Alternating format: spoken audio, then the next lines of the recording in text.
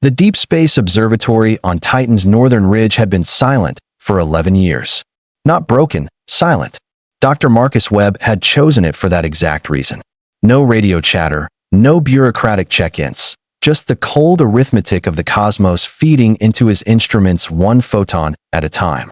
So when the receiver screamed to life at 0300 station time, Marcus didn't reach for his coffee. He reached for his recorder. The signal was not from any cataloged star. It pulsed in a pattern no natural phenomenon could explain.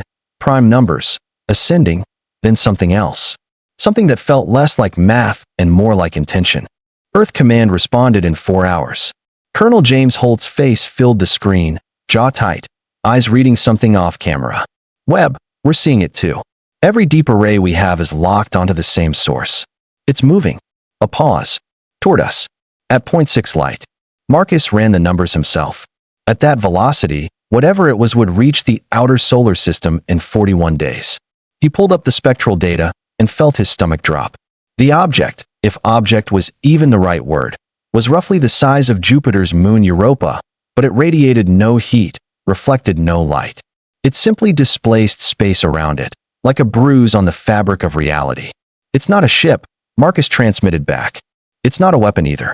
Colonel, I think it's a mind. Holt stared for a long moment. Then we need to talk to it before it talks to us. On day 37, it stopped. Not slowed, stopped. Instantaneously, violating every law of inertia humanity had ever written down. It parked itself between Mars and Jupiter and went still. Then it began to broadcast. The transmission was not radio. It wasn't light. It arrived directly inside the minds of every human being on Earth simultaneously. A pressure behind the eyes, a bass hum in the chest, and then images. Ancient images. Civilizations rising. Civilizations folding inward like dying stars. Galaxy-spanning empires reduced to whispers. And at the center of every collapse, the same shape, vast, formless, patient.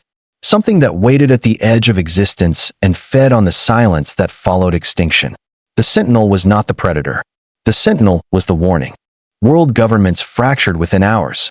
Panic, prayer, riots, and then, as always with humans, stubborn, furious work. Dr. Rachel Torres at the Houston Linguistics Institute cracked the visual grammar of the transmission in 9 days. Lieutenant Colonel Aaron Price led a team that reverse-engineered a response beacon using the Sentinel's own frequency as a carrier wave. 17-year-old prodigy Kyle Nash, streaming from his bedroom in Boise, Idaho, posted a mathematical proof that the entity's warning encoded a set of coordinates, not in space, but in time. The thing humanity needed to stop hadn't arrived yet. Marcus Webb sat alone in his observatory and laughed until he cried.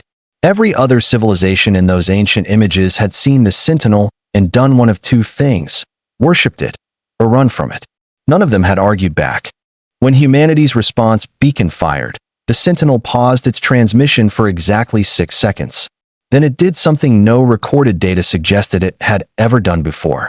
It moved, not toward Earth, not away.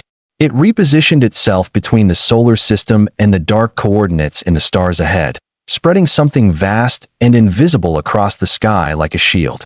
Marcus received one final pulse. Not images this time. Just a single, clean, unmistakable signal in the same prime number language the whole thing had started with. It took Rachel Torres 3 minutes to translate it. She read it aloud into every open channel on Earth, her voice barely steady. Species acknowledged. Defense posture confirmed. You are the first to answer. Stand by. Somewhere in the dark between the stars, something ancient and patient shifted its attention. It had found what it was looking for. Not the strongest species, not the oldest, not the most evolved. Just the one stubborn enough to write back. Humanity had just made its first ally. And somewhere much further out, something else had just noticed.